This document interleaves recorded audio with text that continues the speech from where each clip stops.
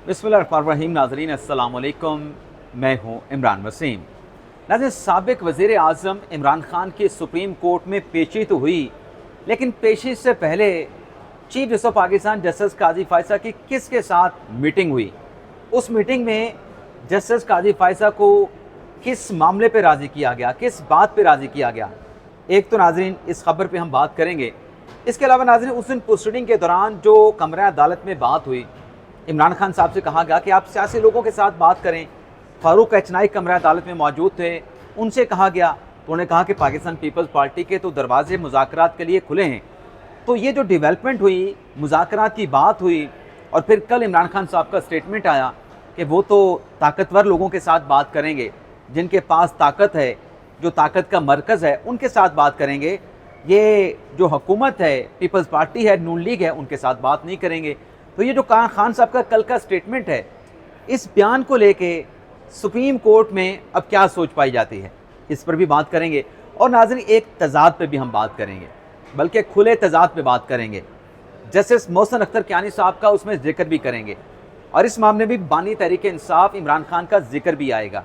ये मामला भी इमरान खान साहब के साथ जुड़ा है, इमरान खान साहब की क्वालिफ़िकेशन के साथ जुड़ा है, इमरान खान साहब की अहलियत के साथ जुड़ा है। और हमारे जो दोस्त हैं जानज़ेब अब्बासी साहब, सीनियर सहाफ़ी हैं, वो भी एक मामला डिस्कस करना चाहते हैं जो सोशल मीडिया पे एक नई कैंपेन शुरू की गई कि लाहौर हाई कोर्ट के जो जस्टिस हैं मलिक शहजाद अहमद साहब, उन्हें सुप्रीम कोर्ट में क्यों लाया गया। उस पर जो बातें हो रही हैं, जो कैंपेन, जो प्रोपेगेंडा हो रहा है, उस पर जानज़ेब अब्बासी साहब के पास अलग से एक और ख़बर भी है। तो प्रोग्राम का नाज़रीन आगाज़ करते हैं। जानज़ेब अब्बासी साहब, बहुत बहुत शुक्रिया। पिछली मरतबा हम साथ थे तो मुझे थोड़ा सा शिकवा भी आया, आज मैं आपको टोकने वाला नहीं हूँ। वो कह रहे थे, मतलब जो क़य्यूम सिद्दीकी भी यही करता है। चलें, आपसे भी माजरत और देखने वालों से भी माजरत। सबसे पहले तो ये बताएं कि वो जो उस दिन इमरान खान साहब की जो पेशी हुई सुप्रीम कोर्ट में, ज़ाहिर सी बात है उससे पहले एक ऑर्डर भी आया था जी, जिसमें कहा गया था कि ये जो अदालती कार्रवाई है इसलिए लाइव स्ट्रीमिंग नहीं करनी, क्योंकि इसको सियासी पॉइंट स्कोरिंग के लिए, ये सियासी मकसद के लिए इस्तेमाल करने का अंदेशा या इम्कान मौजूद है। तो जब खान साहब उस दिन पेश हुए, जिस दिन ये नैब की अपीलों पर फैसला महफूज किया गया, उससे पहले सुप्रीम कोर्ट में क्या हुआ था? काजी फ़ायसा साहब से क्या कहा गया था कि इमरान खान साहब जब पेश होंगे, बात करेंगे, तो आपने क्या करना है? देखें इमरान वसीम साहब, एक चीज़ तो बिल्कुल ये दुरुस्त आपने जो अदालती हुक्मनामे की तरफ या अदालती फ़ैसले की तरफ निशानदेही की, वो खदशा बिल्कुल दुरुस्त साबित हुआ।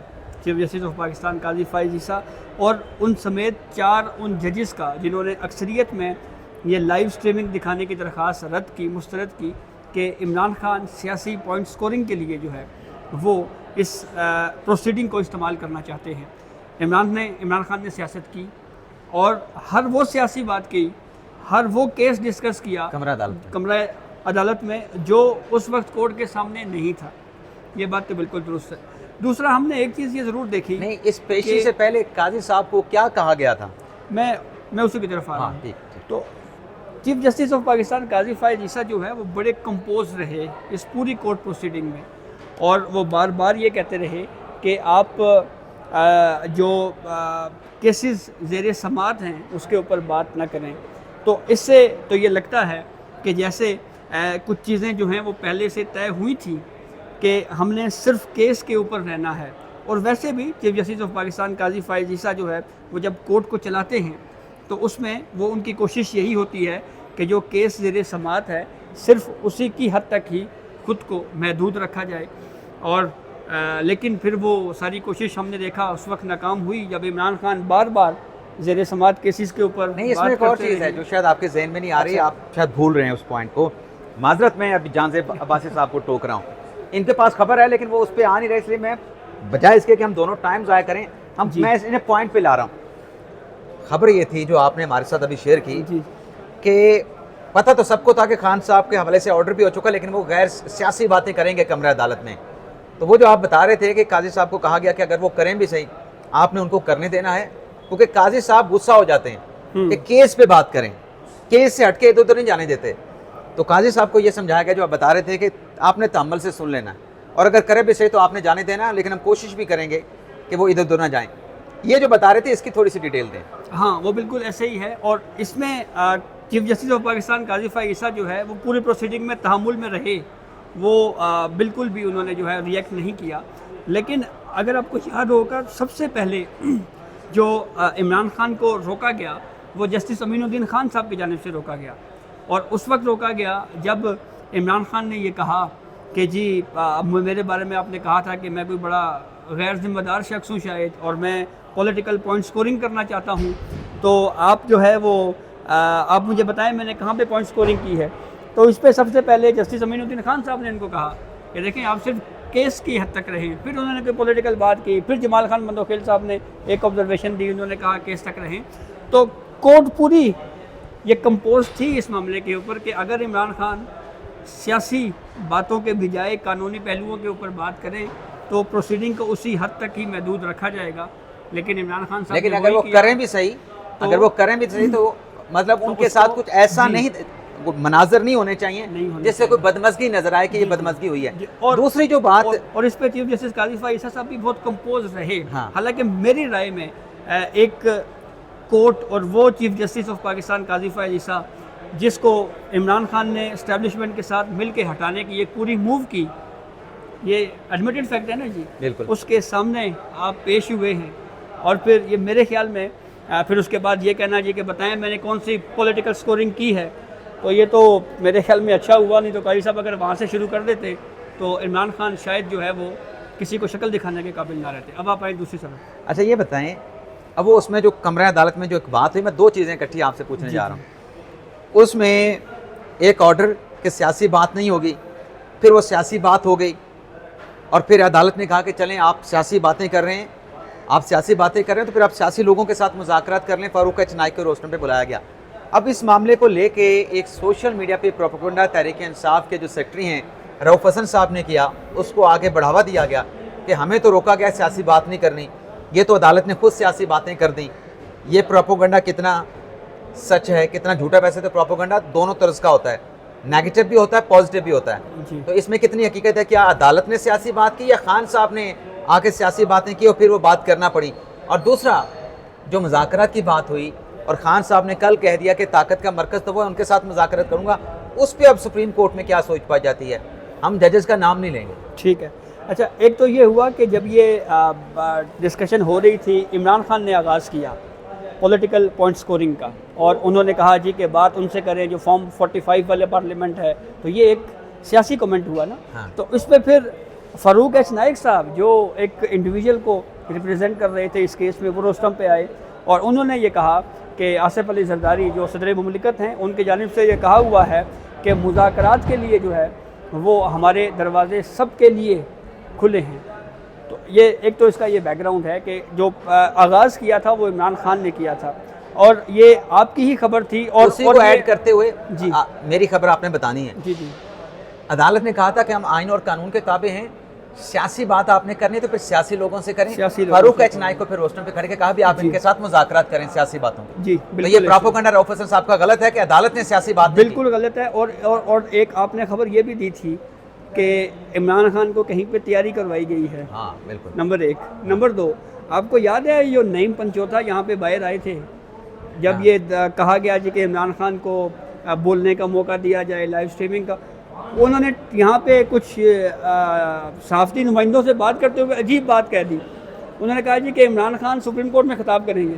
सुप्रीम कोर्ट के जरिए कौन से खिताब करेंगे? मैं उसी वक्त समझ गया, जैसे ही नईम पंचोथा ने कहा तो मैं उसी वक्त मुझे क्लिक हुआ कि यह पाकिस्तान तहरीक इंसाफ ने एक पूरी हिकमत अमली तय की है कि जुडिशरी को अपने सियासी बयानिए के लिए इस्तेमाल करेंगे। और वो मूव जो है गो के अतर मिनल्ला साहब माज़रत के साथ थोड़ा सा हक में मुझे लगे लेकिन सुप्रीम कोर्ट के अक्सरियती 4 जजेस ने उस मूव को नाकाम बनाया है। अब उस पर आ जाएं कि अब जो मुज़ाकरत वाली बात हुई, भाई आप सियासी लोगों के साथ खान साहब मुज़ाकरात कर लें। खान साहब ने कल कह दिया कि मैं तो पिंडी वालों के साथ करूँगा। उसके बाद अब सुप्रीम कोर्ट में क्या सोच पाई जाती है? मेरी इत्तला के मुताबिक तो उसके ऊपर जो है वो कोई बहुत अच्छी सोच नहीं पाई जाती, और काफ़ी ज़्यादा जो है वो इस जो इमरान खान का जो व्यू है उसको नापसंदीदगी से देखा गया है। और उसकी वजह जो मैं समझता हूँ वो सादा सी है कि सियासतदानों को अगर बात करनी है तो वो सियासतदानों से ही बात करनी चाहिए।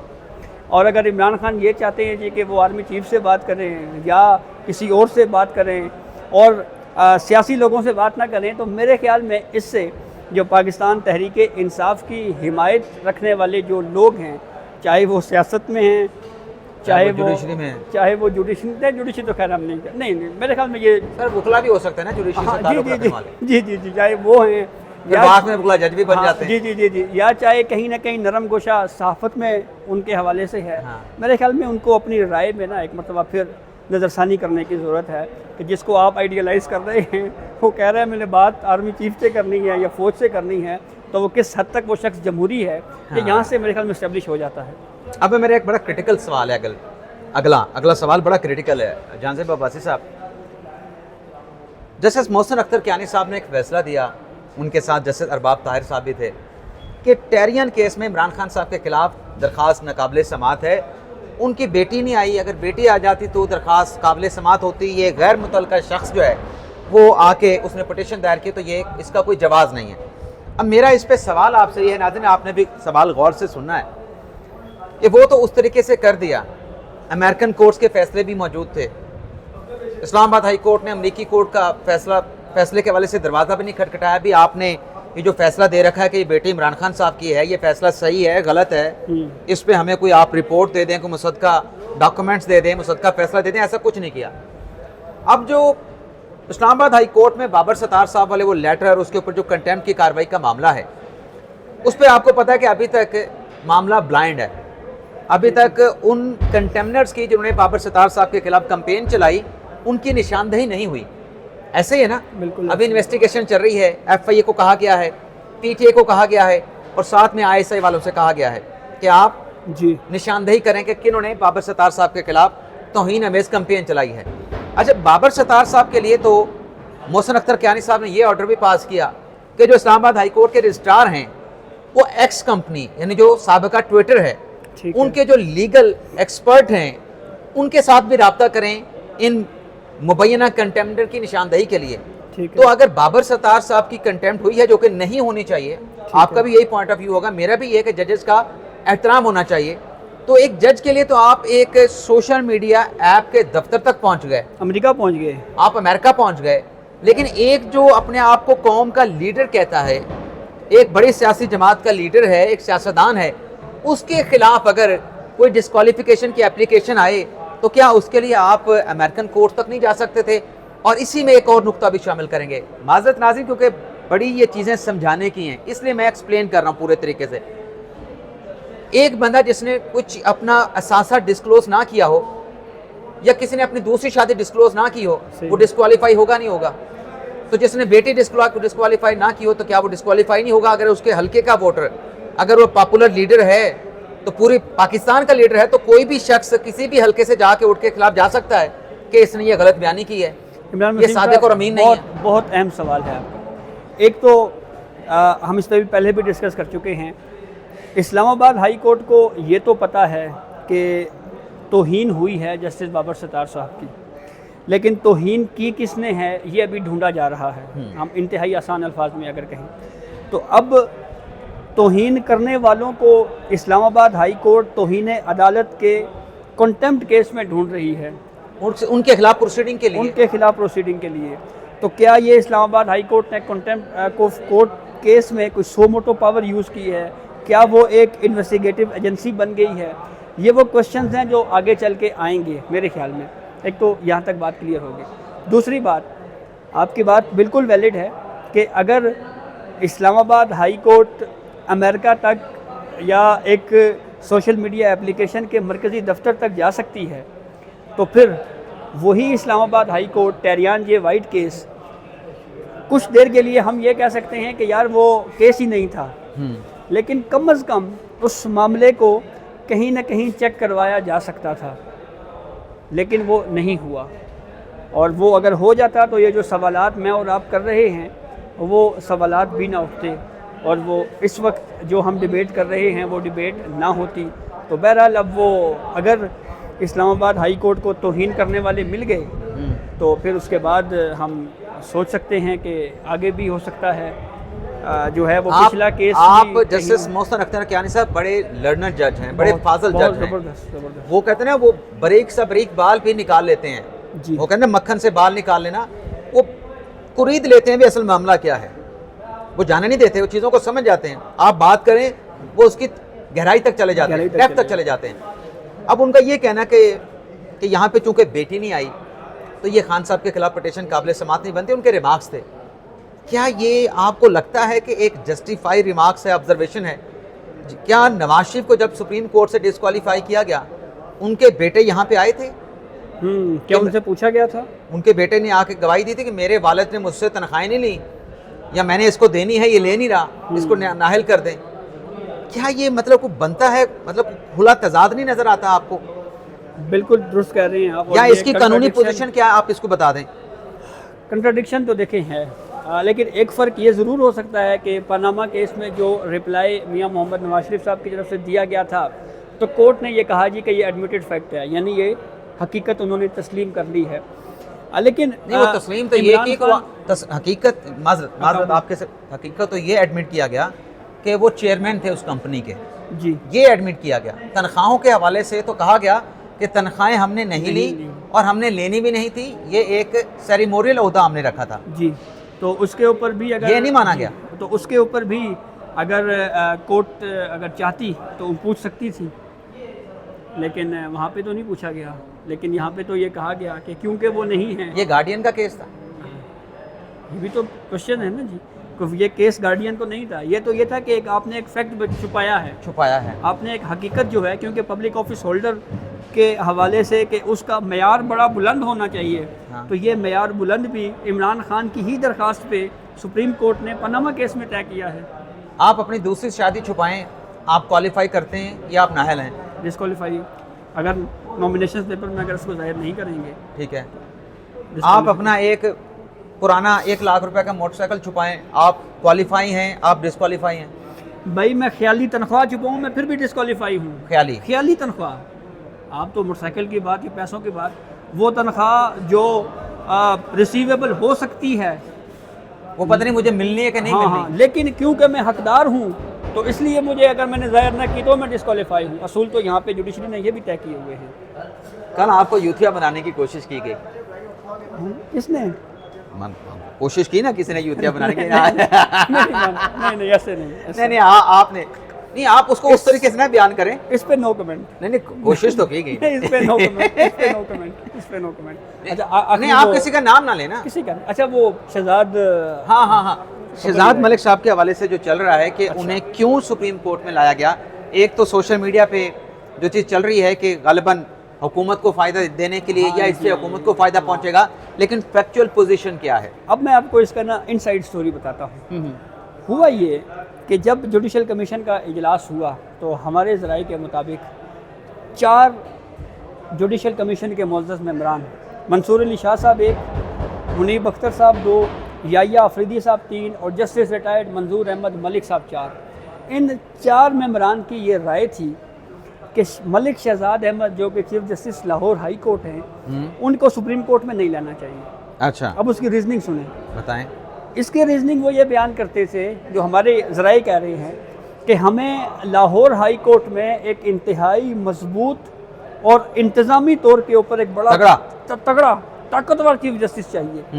अब उसके जवाब में, इस बात के जवाब में फिर आर्ग्यूमेंट्स आया दूसरी तरफ से, जो मेजॉरिटी में थे, चीफ जस्टिस काजी फायजी साहब, justice Aminuddin Khan, attorney general, law minister और नुमाइंदा पाकिस्तान बार कौंसल, ये 5 वोट जो इस हक में थे कि सुप्रीम कोर्ट में मलिक शहजाद अहमद को लाया जाना चाहिए। अब उसकी रीजनिंग आपको बताते हैं। एक तो रीज़न ये थी कि अक्टूबर में चीफ जस्टिस काजी फायद ईसा साहब रिटायर हो रहे हैं, तो उनकी रिटायरमेंट के बाद आपको कोई जज लाना है तो फिर भी अल्टीमेटली आपको इनको कंसीडर करना है, नंबर 1। नंबर 2, जो जस्टिस आलिया नीलम साहिबा हैं, उन्होंने 2028 में रिटायर होना है। आगे और भी बहुत सारे जजेस ने रिटायर होना है, तो उनका नंबर उस वक्त भी आ जाएगा। नंबर 3, सुप्रीम कोर्ट में जो फौजदारी केसेस हैं, पेंडिंग केसेस, वो 25% हैं। यानी कुल अगर 53,000 या 56,000 केसेस हैं तो उनका 55,000 हैं, जितने भी उसका 25% फौजदारी केसेस इस वक्त सुप्रीम कोर्ट में पेंडिंग है। 56 हो तो 56 का 50 28, 28 का 50 14,000, 14,000 फौजदारी केसेस जिसमें कत्ल, लड़ाई झगड़े, मार कुटाई सर जी उसके मुल्जमान हैं। पता नहीं वो सही सजा भुगत रहे हैं या गलत भुगत रहे हैं। मैंने खुद पिछले दिनों एक केस कवर किया, जस्टिस जमाल खान मंदोखेल साहब वो वाहिद बेंच है क्रिमिनल जो इस वक्त फौजदारी केसेस सुन रहा है। उनके पास एक केस आया और पता लगा कि जो एक मुलजिम जो यहाँ पे हाई कोर्ट के फैसले के ख़िलाफ़ आया हुआ है, 2020 में जेल में उसकी मौत हो चुकी है। तो जमाल खान मंदोखेल साहब ने उस पर ओपन कोर्ट में एक्सक्यूज़ भी किया और उस पर ये कहा कि ये मामला जो है ये हमने डिले से इस केस को टेकअप किया है। तो ये वो बुनियादी वजूहात हैं जिसके सबब सुप्रीम कोर्ट में ये ज़रूरत महसूस की जा रही थी कि एक माहिर क्रिमिनल केसेस का जज जो है वो लाया जाना चाहिए। अब मेरी इतलात के मुताबिक 1200 केसेस मलिक शहजाद अहमद साहब के जो उन्होंने लाहौर हाई कोर्ट में डिसाइड किए उसका जायज़ा लिया गया। उसमें से गालिबन 253 क्रिमिनल केसेस हैं जो मलिक शहजाद अहमद गेबा साहब ने डिसाइड किए और 50 से ज़ायद कत्ल के केसेस जो हैं वो डिसाइड किए। तो इस परफॉर्मेंस की बुनियाद के ऊपर कि हमें सुप्रीम कोर्ट में फ़ौजदारी मुकदमात के माहिर जजिस की ज़रूरत है, इस नज़रिए के साथ उनको यहाँ पे अपॉइंट किया गया है। ये है कहानी। अरे सुनिए आपने कि मलिक शहजाद अहमद साहब को क्यों सुप्रीम कोर्ट में लाया गया। फ़ौजदारी जज सुप्रीम कोर्ट में रिक्वायर्ड है ताकि फ़ौजदारी मुकदमात की समाअत हो सके। वो फ़ौजदारी केस है जिसमें हज़ारों लोग जो है वो जेलों में बैठे हैं, अपने प्यारों से दूर बैठे हैं। उनकी हो सकता है कि सुनवाई अगर सुप्रीम कोर्ट में हो तो उनकी बरियत हो जाए, वो अपने प्यारों के साथ चले जाएं, उनकी सज़ा ख़त्म हो जाए। तो ये सारा मकसद है। बाकी सोशल मीडिया पे जो कुछ कहा जा रहा है वो आपके सामने है। बात का बतंगड़ बनाना आप उन सोशल मीडिया के जो वॉरियर्स हैं वो मेरे ख्याल पे उन पे बस है। इजाज़त चाहते हैं नाज़रीन, अल्लाह हाफ़िज़।